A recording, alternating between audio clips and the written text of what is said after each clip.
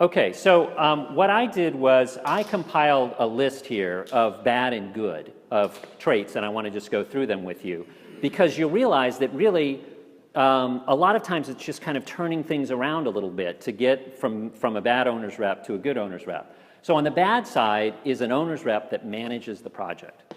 Now I said that I was a project manager as well, but I really define being a project manager as very different than being an owner's rep. And as owner's rep that tries to manage the project, that's a problem. So what a good owner's rep does is he manages the owner, not the project. You guys are all very competent builders. You're the ones that should be managing the project. Now, if you don't have a project manager and you want the owner's rep to assume that role, some, like myself, can do that, but it's a different role, very different role.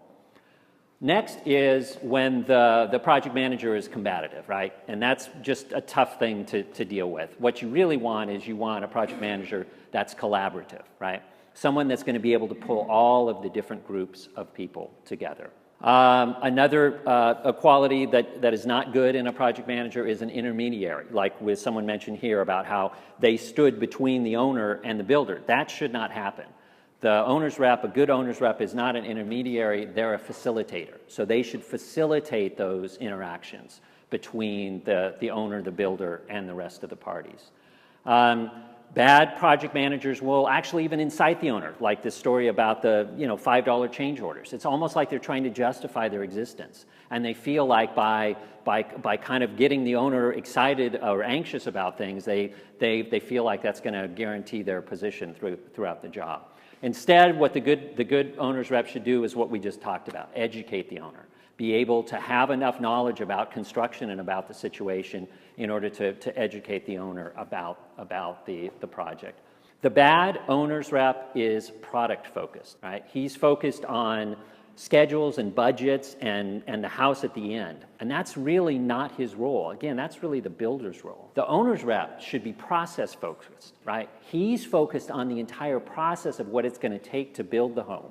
You and the architect should have an idea of what it's going to look like at the end, but it's the owner's rep that's got to guide that owner through that process. So that's got to be his focus, is on that process and not on the product.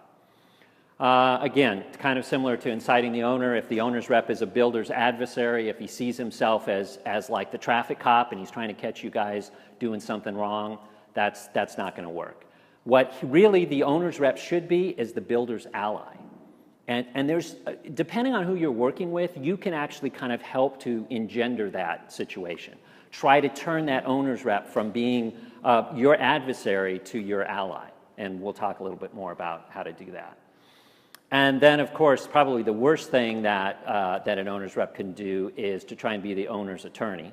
I've heard of owner's reps that are attorneys, and then you've got trouble. What the good owner's rep is the owner's therapist. That's really what you want. You need an owner's rep who's an owner's therapist and not an owner's attorney.